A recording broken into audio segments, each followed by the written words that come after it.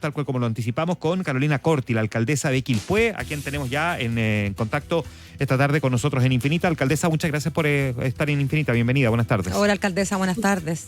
Muchas gracias, Paola, muchas gracias, Juan Manuel. La verdad, muy feliz de poder estar en Radio Infinita. Alcaldesa, ya pasan 2 años, ¿no? Desde la tragedia, este verdadero drama nacional que vivimos con los incendios.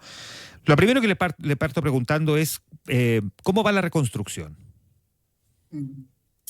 Bueno, la verdad es que la reconstrucción durante el primer año tuvo prácticamente cero movimiento y yo creo que ahí se cometió un error muy grave porque se enfocó en una estadía larga de la emergencia, donde cuando sucede este tipo de eventos siempre existe la posibilidad de que uno tenga que ponerle término a la emergencia e iniciar la reconstrucción. Y esto no sucedió. Durante el primer año, cuando nosotros llegamos, estábamos en época de emergencia todavía. Nosotros asumimos el 6 de diciembre del 2024 y se llevaba en ese minuto entregado una cantidad de subsidios que era muy bajo. ¿Me escuchan bien? Sí, le escucho, alcaldesa, y aprovecho que nos preguntó para meter una pequeña consulta ahí. Usted llegó en diciembre del año siguiente, o sea, de febrero, ¿qué fue esto? ¿A diciembre?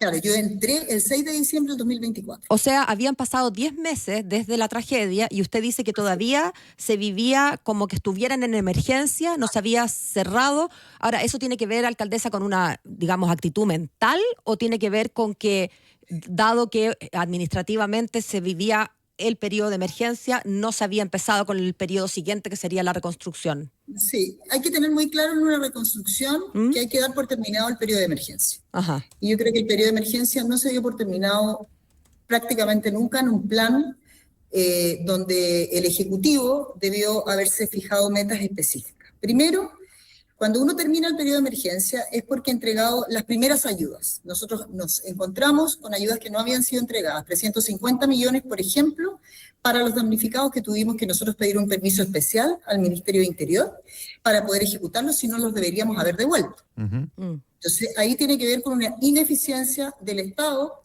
en este caso del municipio, por haber dejado tanto tiempo pasar esos recursos estáticos cuando efectivamente se vivía aún una emergencia dentro de la ciudad de Quilpué. Lo segundo, este proceso de hábiles-inhábiles es un proceso tortuoso.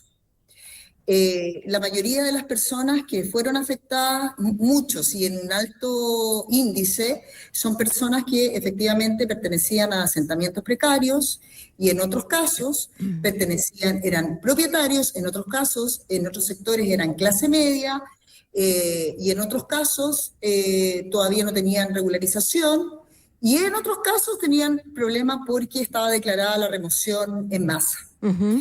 ¿Qué hicimos nosotros cuando llegamos? Lo primero, iniciar un estudio de remoción en masa que para mí, gusto como quilpueína y como servidora pública de muchos años, me parecía extraño que el sector de la población argentina y parte de Pompeya fueran declarados zona de riesgo, cuando esas son zonas que están construidas hace muchísimos años. ¿Y están construidas de manera regular o irregular, alcaldesa? Sí, en algunos casos sin título de dominio, en otros casos de manera regular y en otros casos en proceso de regularización. Ya.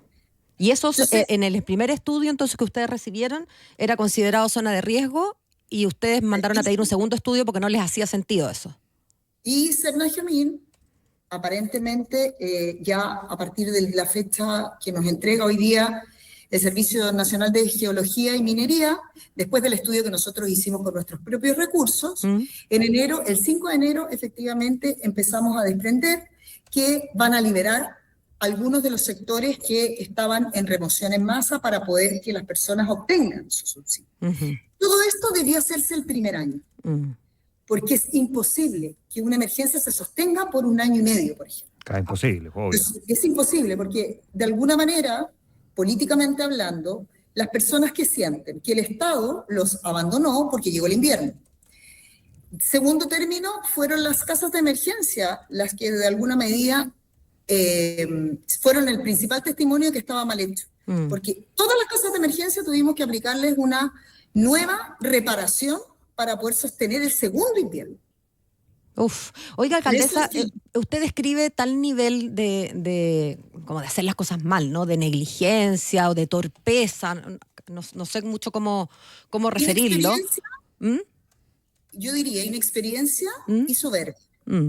Que en el fondo, cuando uno asume un cargo, uno sabe que no tiene el conocimiento completo y frente a una situación catastrófica como esta, Se pregunta. sabe que debe hacerse asesorar Mm, correctamente para agilizar los tiempos. obvio. Y fue lo que hicimos desde que llegamos a la administración. Ahora, el gobierno, usted decía, no se puso metas, pero sí se puso metas. Al menos yo recuerdo claramente las promesas de tener techo para todos el primer invierno. Sabemos que eso no fue así, que fue un techo entre comillas, y que usted misma nos recuerda que para pasar el segundo invierno, altura a la cual todos suponíamos que iba a estar reconstruido, seguían en esas viviendas de emergencia que tampoco eran demasiado, con mayúsculas, viviendas, ¿no? No eran una solución, bueno, era una solución quizás de emergencia, pero una emergencia no puede estar durando tanto tiempo.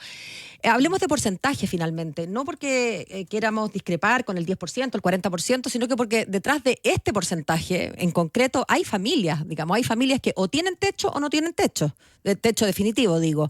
Se produjo ayer una controversia en cuanto a cuál era el avance y a mi mejor entender al menos, bueno, se puede considerar que la casa está lista cuando está lista. Yo entiendo que puede ser que esté en proceso, no es lo mismo una casa que está en cero que una casa que está al 80%, lo entiendo. Pero respecto de esa familia, a esa familia le interesa que le entreguen o que no le entreguen, digamos, no le importa demasiado si que está al 80 o no al 80, le importa si está, como digo, entregada o no.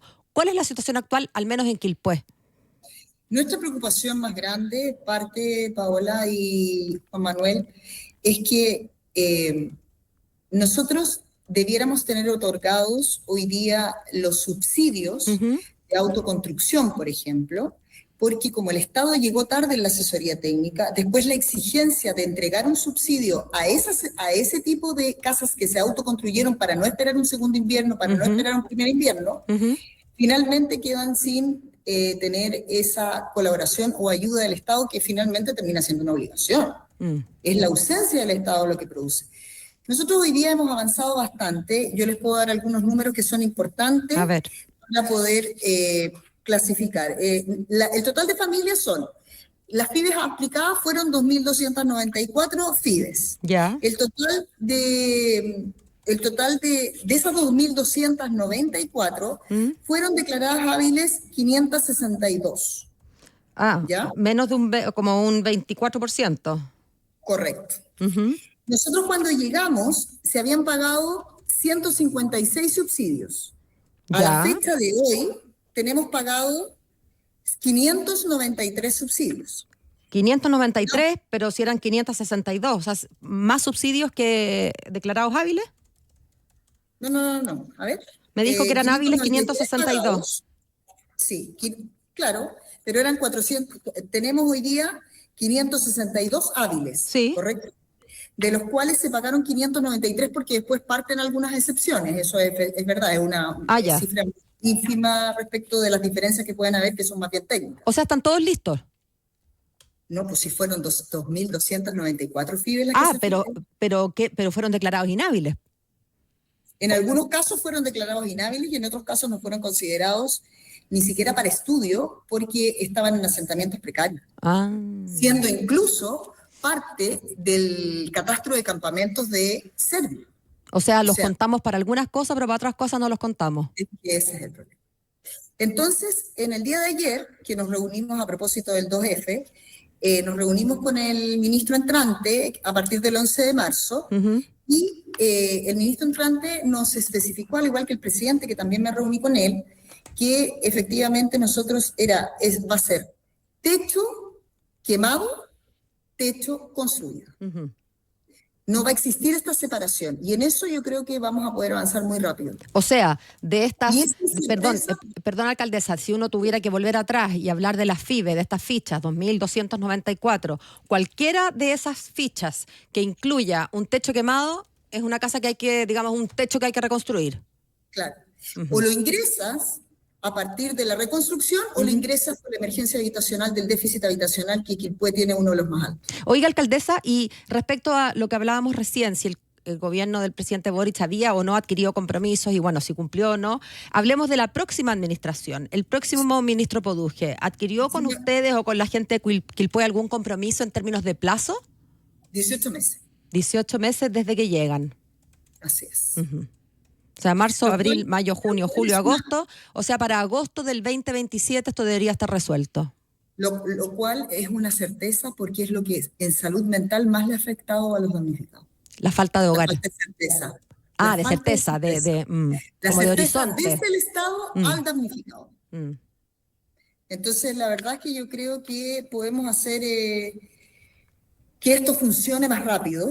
Yo he dado una pelea enorme. Estuve 8 o 9 meses tratando de que el presidente de la República me recibiera porque tenía datos, tenía técnica.